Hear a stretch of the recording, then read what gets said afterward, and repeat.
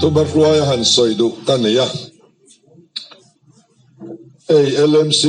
in than in min han nuaya unit atanga kan Southern Headquarter ruai tu te thlengin kan buai vek ani program te po kan han siama kan han thul lea kan tidang lama hiya thazo kan tia apmun te po chopchil taka han son room te kan neya choi na thlengin kan so son fo mai in fil man khip khlep po manglova voi vai du le ti tau du tan chuan rem chang atam tol le in ka ria amaro chu kan buai tlang ani ti hi in fathiamila tun hun hi in social hun anilova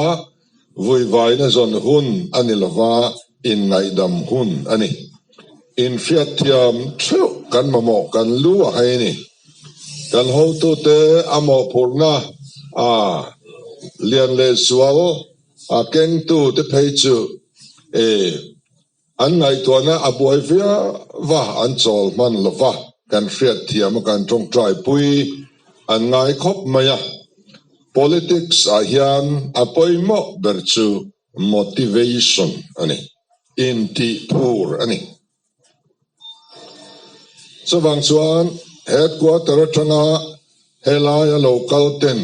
helaya kan ho tu te kan ti phur thiamem Southern Headquarter ruai tu ten kan block te kan chok phur thiamem kan block ten kan unit te kan ti phur thiamem chu apoimo per ani motivation hi pol reng in amamo ani kan campaign na te po kan tlo khua kan block kan unit ten ho thoi se min lo ti riaw min lo ning riaw emo an cho tu tha pe mang silova social na tur khetak mai te enge mo kan nia kan han liam zok ma ani chuan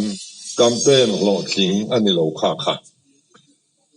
kan kal to na kan mi le sa te nen kan in ngai na anga kan in nel anga kan in thlel tur ani kan in ngai tur ani so tiang tur chuan tho ho na hian apoimo em ani lo kan tho lain chuna hian ka pa hianin tui tholin tui hiaron sem thina zoi te in thok ro chol ro hiaron tia kapan min mu phak chung ka chuan in tha to pin tang ro min ti na nga khan nga ya kan tran chiang an u na tu nge lo tho chak ber ti kan in ela kapa mit kan tlung long ti kan hlau vek anin i thachia i tang lo min ti ngai me lo zoi te ten ti ro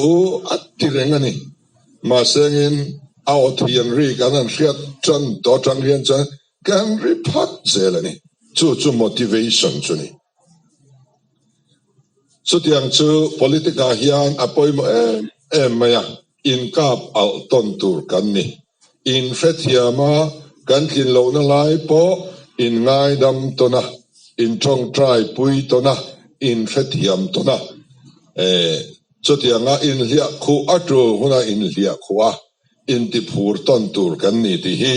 kan riat apoimo le in ka ria ani ole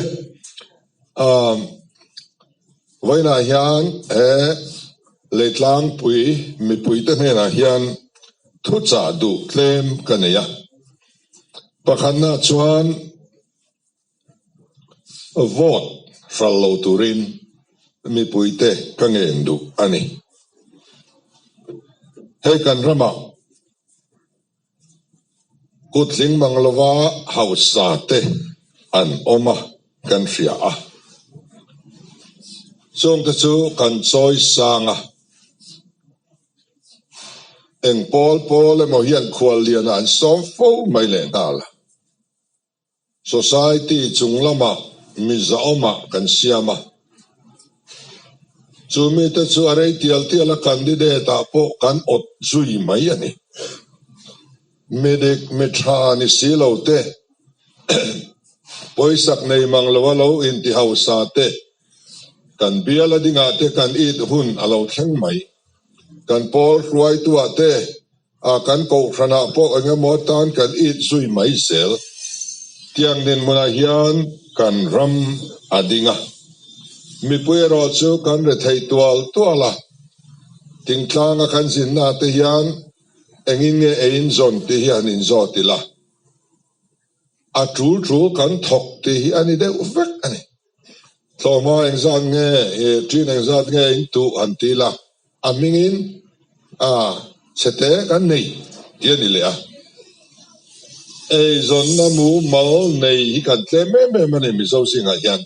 kan economy a chiat zia kan ria chumi den chen chuan sem policy te alo omta ti chuan in thandon zana nge ni zan vak venga tlai war te alo ngaya le ma mi ko sakharsa zual omna venga pianga in vengun angaya tun ma khanin Mizoram mi pui kan la re thei tok lovani kan ruai tu te tiang jian tiang policy mang hian min an en call chho zel sela re thei han tam tak takila ta chuan kan har chuakang chumi huna chuan thil dik kan duang ruai tu dik zuina chang kan riang ti hi ka soi thin le ka lo be se thin ania ataka thil lo thleng chu alet ling thok ani cho tiang thil chu a thleng mia lo Mizoram re theina asan po le mani zalen na le chia le trafiana mang theilo kan tam ting me ni chung ho zinga chuan sum le paya vote zon hi alwar em tamaya candidate po sum nei deu kan ti ta midik le mitha kan lam ringam to lo ani chutiang khop chuan kan ram hi alo om ta heta po kan hanin thanganga ei tun kar chole kar le te chuan party dang pani pathum te che dan tur hi chu public an la lovang anin ko khom lovang an va kang tu te mo se tur an zong le don mani ni theu te kan in ven ngun angai don chutiang chuan ma an la don ani tuna hianin abo ruak keina kalau thlir ve mai dana chuan kandin mun chu adu omber ani amaro chu thang puan nuai thil zonga party dang ten sumle pai manga ma anon lak hian kan zinga thu ve reng si kan ho tu ni ve reng si te po min vor lo ru tur hi alo om ru reng thei tat maya khatiang ani chuan arukin kan assessment kha adoduai thei ani chutiang laka chuan kan in ven hi angai tak zeta subangin tu main in vote khalo in thallo turin mi pui zong song ka som dua hey MP in thana khan Odisha state akwan Balasore constituency BJP atagin MP pakhat Pratap Sarangi Thantlin ania tun mate po MNF te polo ting to china Pratap Sarangi he cycle man of India tin aming anpua cycle lir khian akalani kara chuang vengai lo mol tevina khosa are thei yani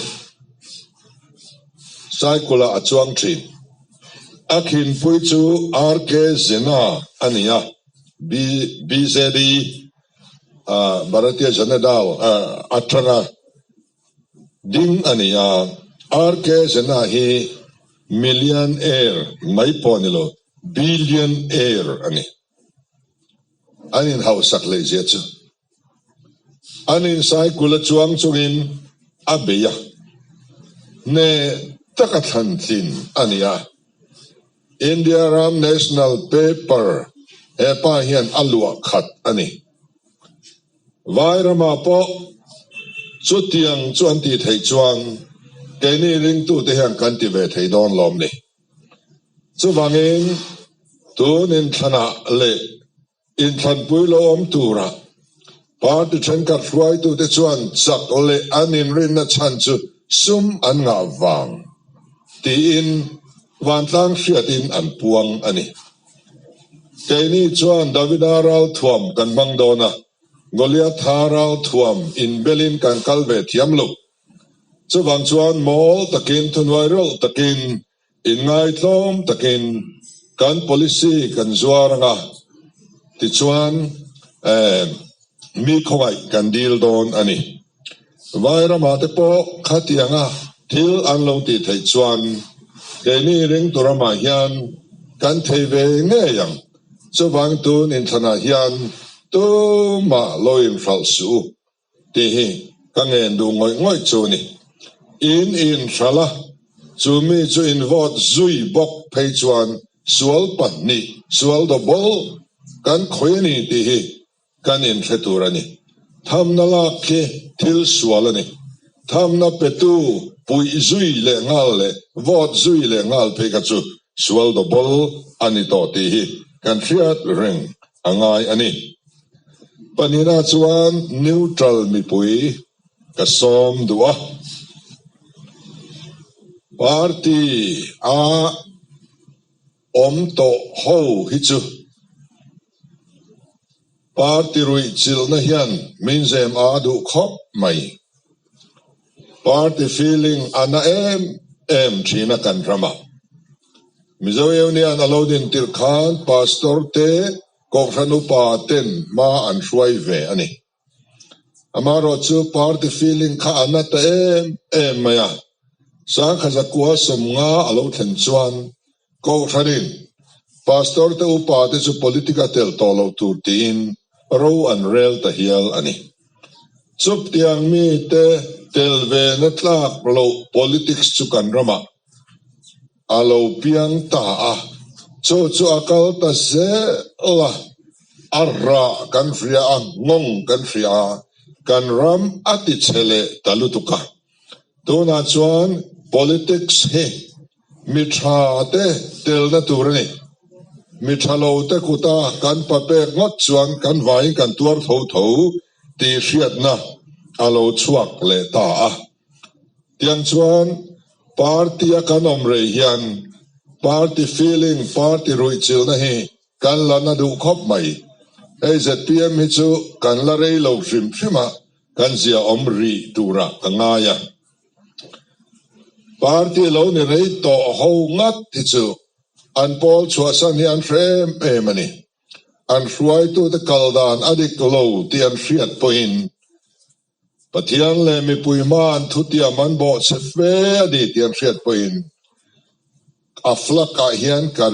kalunga leng ti te party ming hrim hian kalunga leng ati leng ti te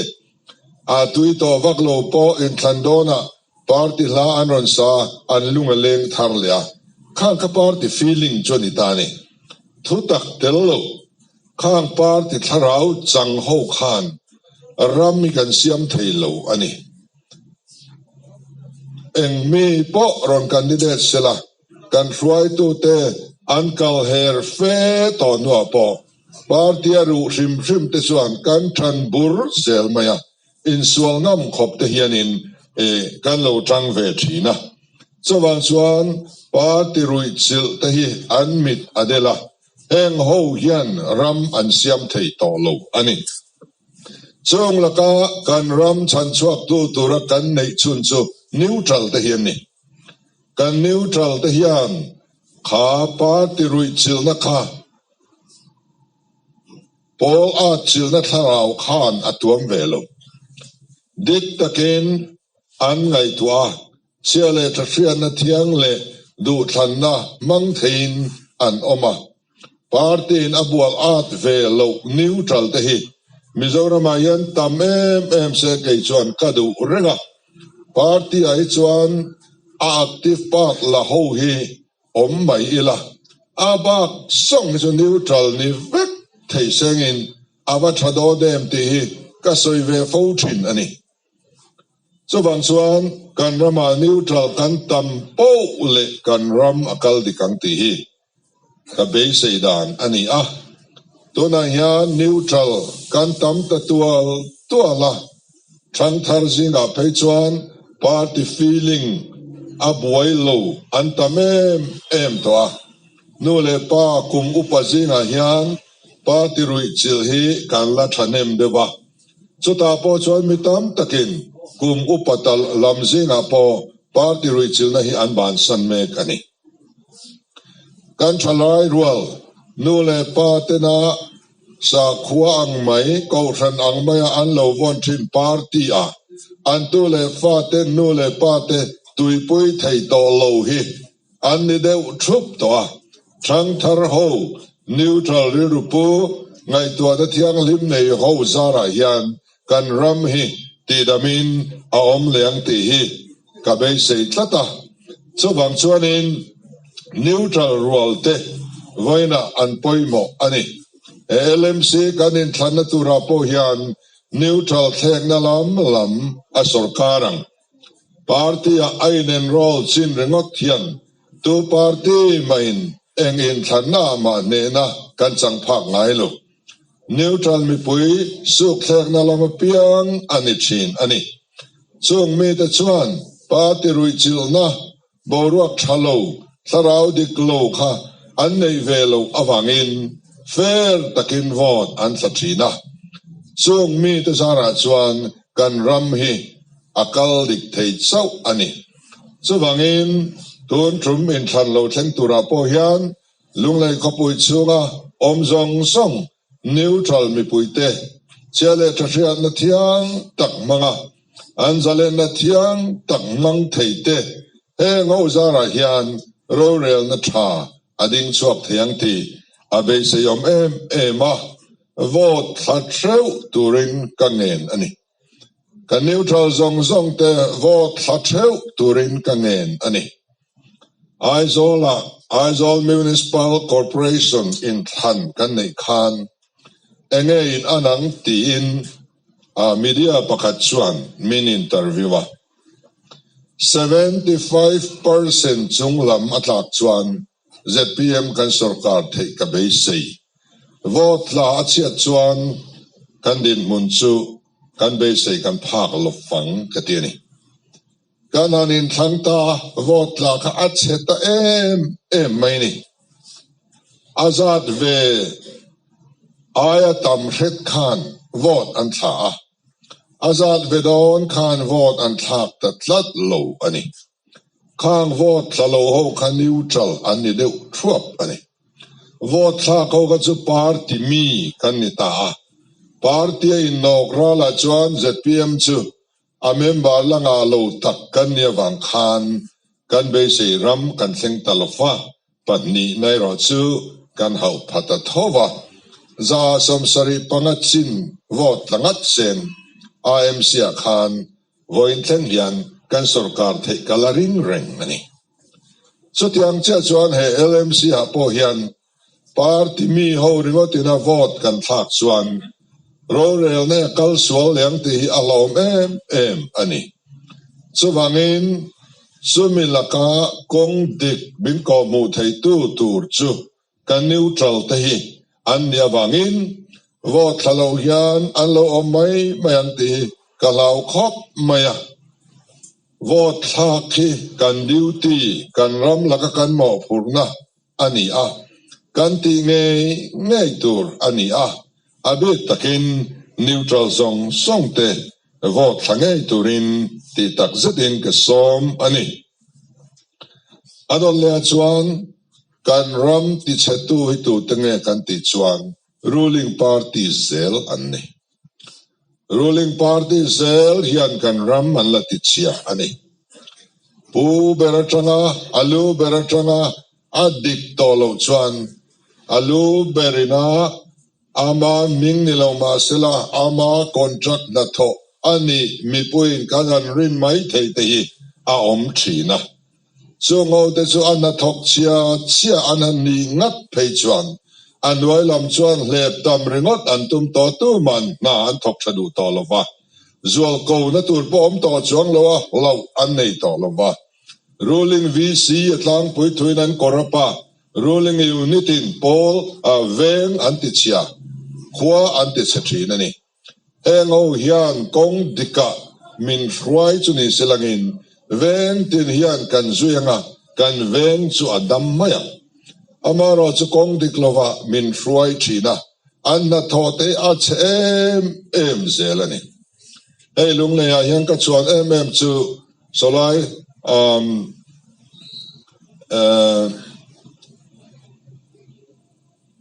khoi lai nge kan vi si na kha Salem venga kan vi si te Mizoram vi si a langtlang per vi si pakhat na lomanan mu te kha aro pui ka tiani anna tho reng veng mi pui khia dan ta chuak vek an sum mu te an man na zong mi zong nan khevek veng chunga enge thokila poi moang an ti poin veng mi pui an pun khom sel anna po tha em maya chutiang chuanin tuna local council le village council kan nei chun hi an tlem hle na ZPM VC TLC te chu na an thok thatlang pui vek ani ten MLA po ZPM MLA te MLA fan man chu alang sara adai saya na po athabik sel bok ani kalphung thar lim tha ani kan Sawrkar huna kanom dan tur lim tha ani chutiang chuan ma kan lak angaya ruling kan lo ni ve ani point veng ti chatu ram ti chatu ni tolwa kan ram kong de ka hruai tu tur kan ni ti kan in hriat angai le in ka hria vaina yan mi pui te be sei om chun chu ZPM kan ni ti ta ilangin trong moi lo ani lem lo tura kangai Congress in kha chen kan ram an kai hruaya ei sap chan chen bua lo chuaka Congress Sawrkar laya Trump khatsuga an hausakna ale thum atanga ale saria pung ho an ho tu lok som patni an hausakna pun zat nen ron tlar ta tuar mai an loin adai lo kha MLA loin adai lova minister loin adai reng lo achiang ani aneiru ti hi achiang ngoi ani aneiru laiwa mu kherangai lo anin le lova afriat ani chu an kalphung aloni ta chung mi som pani Congress huai tu te chu ale thuma tanga ale saria inti house thei te kha khami te tho ka tu na huai tu lok te helani vek khangau laka khan khangau kuta khan kan ramme kan lung le khopui hi da le tai la enge kan ana kan kheto anilom ni MNF ni se soita mangai lo tunan din mun kan khevek ani chuwang chuan zoram mi pui ina beiseina an nga na om chun chu ZPM hi ani zoramin kong dik zole tura kalpui tu tura a om chun party chu ZPM hi ani miau ani mi ten beiseina sang tak nen min thir me ka kan laka an thik thu ache em boka thil kan khiat sual le kan soi sual chete po min chuk luai zelani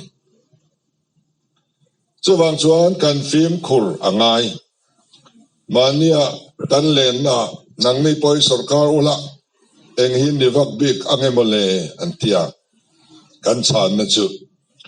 tuna po hian opposition kan ni chung po hianin mi hian ve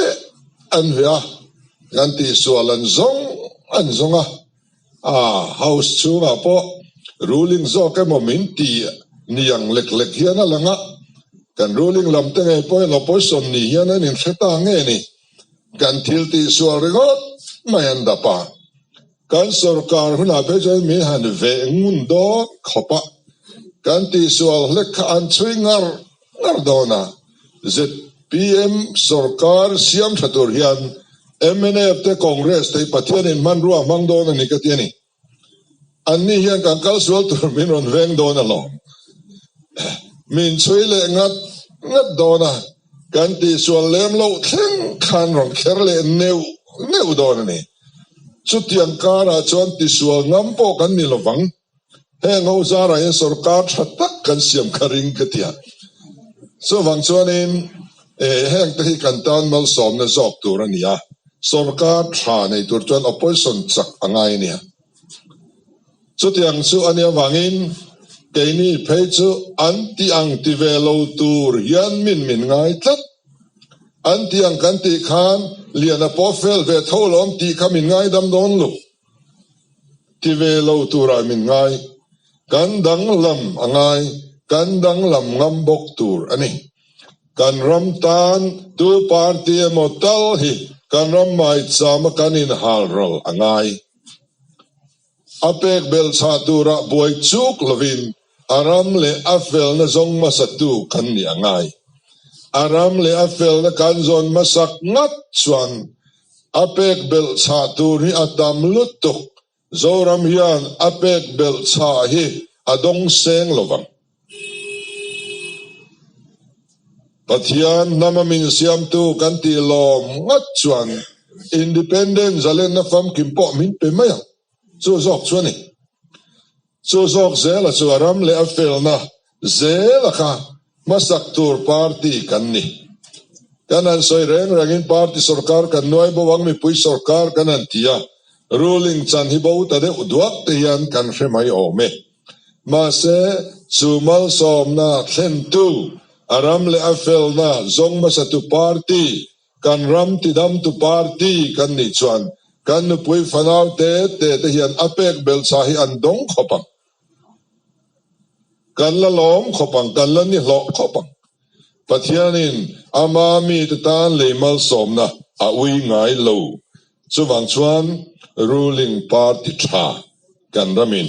amamo ani ten kalphung thar kan soi thina system tha noya chuan that awol system thalo noya chuan dan lo thil ti te po all sam em na muna chuan them na na sa chuwang chuan kal sual awla system hian kan in veng turani system tha poibo kalphung thar kan tia adik ani chuminwala kan soiwar deu ta na kadu chu kalphung thar chuan kalphung tha chuan mihring tha amamo telani a khoi tung mihring ate kan dik chuan lo chuan a pe heldan ringot kha kan zong lenga a tharei chuang lowang van rampo kia system a tha em a kalphung a tha em tuna kan sarkar lai me kho nei nian chho tangot ila kan ru hi dang lam chuang si lo selang nun na lui taki MLA howin kan bom le mai don ni khatiang thau kan ni chuan ter kam ru la howin abu mazumdar howin lunglu kong kha de kan kher thanga kan smagul le mai don ni nun na thing lo zai ru pol kan om bokang wan ramina dai re kher lawang hetiang rel ru pu yan chho ngat ilangin adai re lawang van ram kian a system traki kan chen chele vek thowang chuan chuan system tra a trulang bokin mihring tha angai tuna yan soinuang baklo thudik ni si soitel ve tha ka riat chu kan rama milar pui minister MLA lo ni to thin ni lai mek de thleng poi na niang kan candidate ni sakhi an om thua ani kan ho tu te na ngai to thina adi hi songan titlat cha khang mi bok sim to lo tu politic tu inu ngong thanga lo dai thana vur pilani ma chuan sim to lo tur chi khatiang atlarma kan dale chuan kan image a thalovang a fel lovang an tia kan o tu ten du tui khop mai film khur khop mai candidate tan ngap phei chuan chu tiang chuan ami hring thra kha apoi mo a mi thar te kan han nei zel te kan lom na ania hei LMC a candidate tur te hi alungoi thak katia na sat taka an thlem pon thlem thuk zo lo te khatiang deuh tha mai kan han nei te kha alom om van nei thak sap thu fing chuan min voi khat an bum che chuan I thatle ti na nen the ni iril ro thatle ni min an bum che chuan an bum fo che chuan I mol le ti na ni ti cho van chuan min voi khat min bum theya in bum non fo tir lo kha apoi mo em a em candidate thatak tak kan han nei te hi alom om ani so van chuan changna ni loven thil ti theina ni hek loven ka tharau zo kin le ti chungin kan ram kan siam tha thei kan vengi kan ti dang lam thei leitlang pui hi kan ti dang lam thei ami hring hoi herle politic an thlir dan poi kan so son dor sak thei ro rel na dik chuan chu so lo thleng don ani ti hi kan ring tlat tur ani ti chuan chu tiang hun so lo thlen theina turin tu na thang hian bul I tanang u kan politic lungphum I phum thar leng u zoram hian politic lungphum thar amamoni lungphum hlui kan ring renga chu lungphum hlui chu mana ko ran hoten pastor te upa te telven na tlak lowa an ngai lungphum kha ani khami zel ka kan larin chana tuna chuan lungphum thar kan mamoto a kal phung thar kal tur mi pui Sawrkar din tu tur kan mamota a chu wang chuan lungphum thar ZPM hian kan phu manga he LMC in than tang hian chu abul kan than don ani kan candidate te an mi malin poimo na thui tak an nei sumi ani rual chuan eng party om nge an ni ti hi kan vote thak dona kan ngai tua tel ngai tur ani Congress candidate kha mi thatak ani chuan ama kadua wang khan lo vote taila Congress party ka vote ani tlat MNF ka vote chuan MNF party ka vote ani tlat Congress de MNF te kha MLA in than huna an chak theina turin tuna tangin boruak ka siam puya ka support ani tlat khang party te ka kan rama ro rel to lo tura kan duani si chuan voina tang hian an candidate kan vote lo hi ngai tlat ani MNF candidate ka mi malin lo thaviau poni seng khami ka vote khan tuna yan Sawrkar na han lamai te se LMC yan MNF hoson kutan han ben rin tur sia mai chu ne ikup to ben thana kan Sawrkar le don an ti pha ngai don ni kum to ben thana Sawrkar le turin kan duem voina kan chief minister hi kum ngadang hron le kan duem so wangin MNF candidate kan vote hian tuna kan chief minister hi kum ngadang iring le ang kan ti na ni tlat kan vote ke tlat khak so chu kan ngai to na hian om selangin elaya kan councilor candidate te kan vote ri ngota hian atop don lo kha party kha ka vote puya an leader kha an fruai to ka chief minister ni turin ka pui tina ani chu kan du to lo ani si chuan voina tang hian chung mi te chu kan vote lo tran hi angaya ZPM hi na koma chuan Sawrkar ve to ro se a Congress ni lo MNF ni lo hi han Sawrkar ve to te se a hun ve to kan ti ni chuan tu na tangin chutiang riru chutiang boruak chu kan siama kan nei theina turin LMC ZPM candidate te kan vote angai tlat ani chu wangin he kan vote kan thak hi atop mai don lova kum nga chung Mizoram Sawrkar lom le tur kan vote ke ani ti hi reng chungin mi puite vote thaturin กันอินเงินอันนี้อัตโบรากันสอยดูชูเฮ้ยนี่ลายทอจันนี้สนุดาร์ขัดอภิยังเฮียน headquarters กันจงใจโพลเตอันจงใจเสียนี่การตินินกันพาสตอร์เตกันอุปโภคเตเลกันทารามีเต็นอันไก่ฟัวยะเคลวินนี่ลายทอจันนี้สนุดาร์ขัดกันรำตานอันจงใจจีนอันนี้ ZPM ตานงออันจงใจลูกกันรำมาโรเรลนัทชาเลโรเรลนัดิกอารมณ์เทนตุรินอันจงใจจีนอันนี้สู้วัคลินอันบุลาวัตถุเววอมเวกเฮรอังไงลู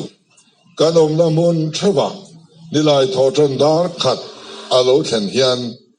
บาสชูงะกันชวงอันเนโมโลกันเทาอันเนโมดอร์กันงักอันเนโมโคลายกันกัลอันเนโมกันอมังอังคานเฮดาร์ขัดจงใจฮีกันเรรุอินจอมเทวตุรินมีมัลจงใจนะโลอมาโลในเวียจงใจถิ่นลุงโลปุเวเทวตุรินอเทยกสอมดูจัวการตินอารัวละกันปะเทียนมามีอย่างมาจัดกันกูนเร่งชวนกันปะเทียนเห็นมินละช้างเงยยังตีอิริงจัดอังอุกะลอเม